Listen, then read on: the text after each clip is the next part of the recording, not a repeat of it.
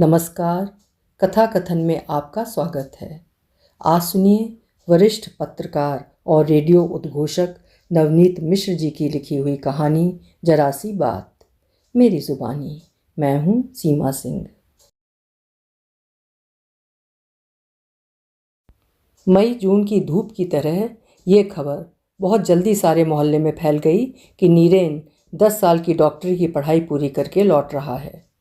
MBBS के बाद MS की पढ़ाई होते होते उसके अपने ही शहर के एक बहुत बड़े नर्सिंग होम ने उसे खरीद लिया था। नीरेन के पिता अवकाश प्राप्त कर चुकने के बाद अब चैन से रहेंगे। पुश्तैनी मकान, बैंक में मतलब भर का पैसा, बेटा डॉक्टर, और चाहिए भी क्या एक सुखी आदमी को। पढ़ाई के दौरान बीच बीच में छुट्टियों में नीरेन लौटता तो दो लोगों के घर में भी जैसे जश्न का माहौल बन जाता। पिता खुद अपने हाथों पकाकर बेटे को खिलाने का सुख उठाते। नीरेन आ रहा है, कपूतों के पिताओं ने डाहा से सुना। सपूतों के पिताओं को मिला एक निकट का प्रतिद्वंदी और सीमा के सपनों को मिले लंबी उड़ान भरने के पंख। उसके लिए ये नीरेन नहीं, वर्षा का कोई सुहावना मौसम लौट रहा था। किसी मौसम के शुरू होने के दिन कैसे होते हैं या मन का मौसम बदलने के दिन कैसे होते हैं, सीमा सोचने लगी थी। पता नहीं इतने दिनों बाद देखने में वो कैसा लगने लगा होगा।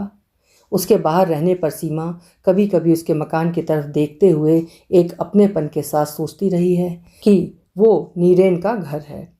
उसके घर की मुंडेर निगाह में आती है तो मुंडेर की रेलिंग पर ताल देती नीरेन की उंगलियां भी देख लेती है। समय का कितना बड़ा हिस्सा बीत गया यूं ही बिना नीरेन के। क्या ऐसा नहीं हो सकता कि उससे नए सिरे से परिचय हो और धड़कनों की रफ्तार फिर एक बार किसी नए वाक़ये की तरह तेज हो।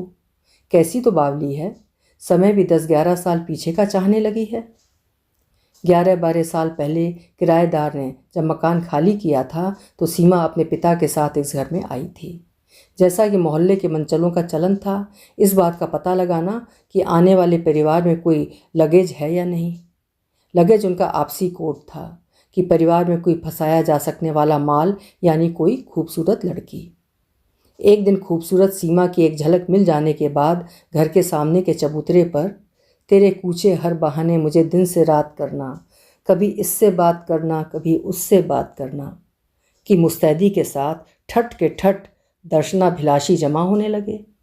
बीच बीच में नीरेन के आने पर उसे गली से गुजरते हुए कभी कभी देखती रही है। वो उसकी शालीनता पर मन ही मन मुग्ध होती रही है कि एक बार भी जो उसने उसके घर की तरफ कभी आंख उठाकर भी देखा हो। एक बूढ़े पिता के साथ जवानी की दहलीज पर दस्तक देता हुआ लड़का नीरेन, पता नहीं कब और कैसे वो अपने घर से ज़्यादा उसके घर का हो गया। कल तुम्हारे कमरे की लाइट 2 बजे तक जलती रही? एक दिन सीमा ने पूछा, और पूछने के बाद जीभ दांतों के बीच दबाकर रह गई। उसकी छत की मुंडेर पर खड़े होने पर नीरेन का घर दिखाई देता है। कहने के बाद सीमा का दांतों तले जीभ दबाना और नीरेन के चेहरे पर तुम्हें कैसे पता के भाव का उभरना एक साथ हुआ। मेहरबानी करके इतनी ब्रॉड टो का जूता पहनकर आप मेरे सामने मत आया कीजिए। सीमा ने हाथ जोड़कर एक दिन अल्टीमेटम दिया। वो जब नाराज़गी जाहिर करती तो तुमसे आप पर आ जाती। अरे तुम्हें नहीं मालूम आजकल इसी का फैशन है, नीरेन ने चल रहे फैशन की जानकारी देते हुए बताया। होगा फैशन, मुझे तो बड़ा वाहियात लगता है। और ये रबर सोल क्यों बनवाया है? ना आने का पता और न जाने का। जूते की खटखट का कितना मैनली इफेक्ट पड़ता है, जैसे कोई शाहों की तरह फर्श को ठोकर सी मारता हुआ शान से चला जा रहा हो। ये क्या कि रबर सोल का जूता पहने चोरों की तरह ना आने का पता और न जाने का। तुम्हें तो सारी बातों के लिए भाषण देना पड़ता है। सीमा ने सचमुच ही एक भाषण दे डाला। क्या लेदर सोल से ही मैनली इफेक्ट पड़ता है? तब तो घोड़े की टाप। और नीरेन ने हंसना शुरू कर दिया। अपनी बात का यूं मजाक बनता देख सीमा का चेहरा तमतमा गया। नीरेन की हंसी पर भी एकाएक रोक लग गई। अरे मैं तो मजाक कर रहा था। मैं तो रबर सोल इसलिए पहनता हूँ कि जैसे मान लो मैं उस तरफ से आऊँ और तुम्हारे पीछे से आकर चुपचाप तुम्हारे सामने खड़ा हो जाऊँ तो तुम चौंक जाओगी ना, नीरेन ने मनाते हुए कहा। सीमा का सारा गुस्सा कपूर की तरह उड़ गया। काश एक दिन तो मुझे ऐसे ही चौंकाते। मगर फिर चौंक पड़ने के अपने सुख की कल्पना को परे सरकाती हुई बोली, मुझे चौंकाने के लिए आप हवाई चप्पल पहन कर आ सकते हैं, जूते में सोल चमड़े का ही लगेगा, रबर का नहीं, फरमान जारी समझा गया। सीमा अब उम्र और मन की उस सीमा रेखा पर खड़ी थी जहां अकारण तकिए नहीं भीगते, जहां अकारण उदासी नहीं घेरती। मगर फिर यह सांझ ढले ही शुरू हो जाने वाली बेचैनी क्या है? क्यों किताबें एल्बम बन जाती हैं? सीमा को कुछ पता नहीं। नीरेन को यूं तो सारे रिश्तों का पता है, मगर ये कौन सा रिश्ता है? अनाम अनजाना सा। दिन भर शाम का इंतज़ार रहने का क्या मतलब होता है? ये कैसा प्रवाह है जिसमें आपाद मस्तक डूबे रहने का मन करता है? ये कैसी एक अनुभूति उसके आसपास मंडराती सी रहती है, जिसे वो महसूस तो करता है लेकिन व्यक्त नहीं कर सकता। सीमा और नीरेन का जीवन एक जैसा हो आया था। एक दिन दोनों खूब लड़े। तुम्हें पता है नीरेन, जब कोई जल्दी मर जाता है तो वो या तो फूल बनता है या तारा। सीमा ने अपने हिसाब से नीरेन को परीलोक की कोई कहानी सुनाई। अच्छा, नीरेन ने पत्रिका के पन्ने पलटते हुए जवाब दिया। तुम बताओ, अगर मैं आज अभी इसी जगह तुमसे बातें करते करते मर जाऊं तो फूल बनूं या तारा? पत्रिका छीनकर हवा में उछालते हुए सीमा ने नीरेन का ध्यान अपनी बात की तरफ खींचा। उसे पूरी उम्मीद थी कि नीरेन उसके इस तरह मरने पर ही राजी नहीं होगा। मरने के बाद की कौन जानता है? नीरेन ने पत्रिका वापस जमीन से उठाते हुए कहा। तुमसे ये किसने पूछा? तुम सिर्फ इतना बताओ कि मैं फूल बनूं या तारा। सीमा को गुस्सा तो बहुत आया, लेकिन वो पी गई। अच्छा, फूल बनोगी तो कौन सा? नीरेन ने थोड़ी दिलचस्पी दिखाई तो सीमा एकदम खुश हो आई। जो फूल तुम्हें पसंद हो। सीमा ने उत्साहित होकर अनायास ही सब कुछ समर्पित कर डाला। मुझे तो सभी फूल अच्छे लगते हैं। नीरेन बात को सम पर आने से पहले ही काट बैठा। उस दिन सीमा खूब रोई। दोनों खूब लड़े। दोनों ने कई दिनों तक आपस में बात तक नहीं की। फिर कुछ ही दिन बीते कि उन दोनों की हंसी आसमान सिर पर उठा रही थी। मूसलाधार वर्षा का वो तीसरा दिन था। छत की नाली से जुड़ा ड्रेन पाइप बरसात से ज़्यादा शोर कर रहा था। जहाँ कहीं भी भर गए पानी के छोटे छोटे तालों में छपाक छपाक करते मोहल्ले के लड़के दुबक गए थे अपने अपने घरों में। मौसम में नमी थी। शाम बहुत नहीं हुई थी, लेकिन काले बादलों ने अंधेरा कर दिया था। बरसाती हवा शरीर में सिहरन सी पैदा कर रही थी। ऐसे में नीरेन गा रहा था धीमे धीमे सुरों में। पानी में भिगोने के लिए उसने अपनी एक बाँह को खिड़की के सीखचों से बाहर कर रखा था। जरा जोर से गाओ ना, मैं भी सुनूंगी। सीमा न जाने कब उसके पीछे आकर खड़ी हो गई थी। नीरेन गा रहा था। प्यार पर बस तो नहीं है मेरा, लेकिन ये बता दे कि तुझे प्यार करूं या न करूं। सीमा सुन रही थी। एक गीत नहीं, एक सवाल जो जैसे उसी से पूछा जा रहा था, जैसे मांगी जा रही हो कोई अनुमति। एक ऐसा सवाल जिसके उत्तर में वो केवल मौन रहकर ही अपने को व्यक्त कर सकती थी। नीरेन गा रहा था तन्मय होकर। अब जाऊं? पानी रुक गया है, नीरेन ने धीरे से पूछा। जाओगे? सीमा जैसे किसी नींद से सहसा जाग पड़ी। कैसा लगा गाना? नीरेन ने पूछ लिया। सच कमाल कर दिया तुमने, बिल्कुल तलत की कॉपी करके रख दी। सीमा ने आंखें बंद करके फिर उन क्षणों को जीना चाहा। बस कॉपी ही लगी और कुछ नहीं? नीरेन ने एक सांस में पूछ डाला। मौन रह गई सीमा। कहना चाहती थी, गीत के बहाने उससे कही गई सारी बातें उसके सिर माथे पर, लेकिन चुप ही रही। नीरेन जा चुका था। पढ़ने के लिए बाहर चले जाने के बाद भी नीरेन वहीं कहीं उसके आसपास ही बना रहा था। उसकी अनुपस्थिति में उसका सवाल सीमा को और भी तंग करता।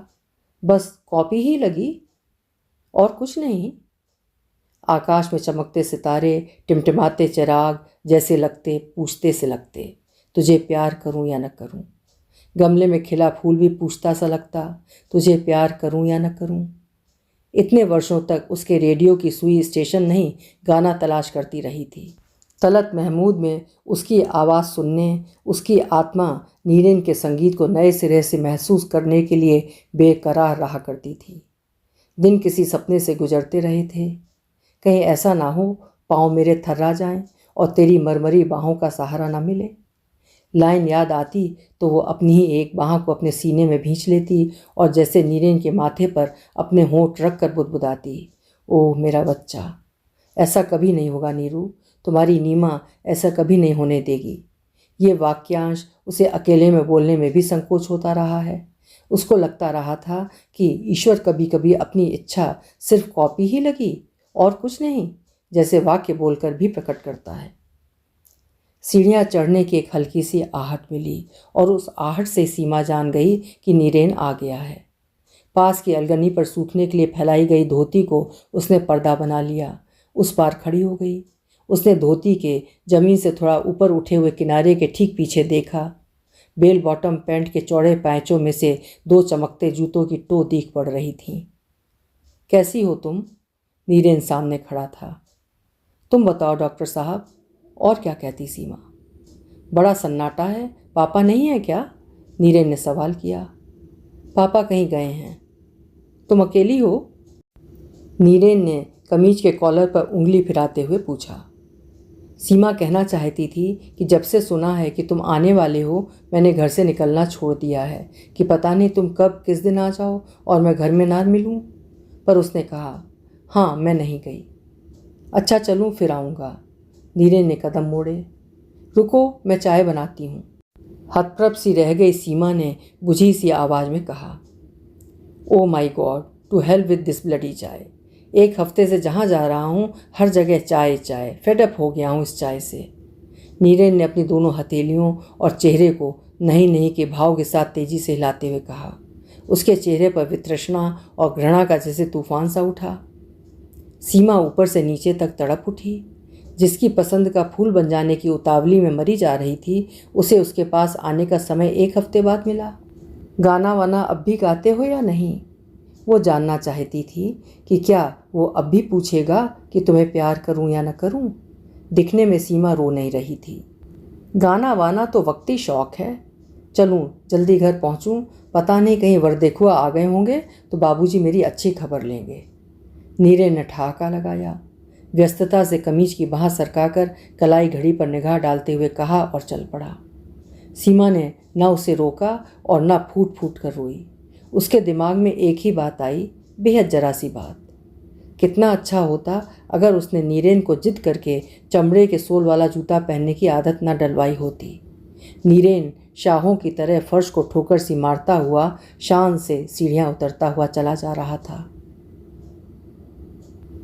अभी आप सुन रहे थे नवनीत मिश्र जी की लिखी हुई एक असफल प्रेम कहानी जरा सी बात, जो पाठकों और श्रोताओं के दिल पर अपनी छाप छोड़ गई। आपको कहानी कैसी लगी अपने विचार कमेंट सेक्शन में ज़रूर लिखिएगा। कल फिर मिलेंगे। आपका समय शुभ हो।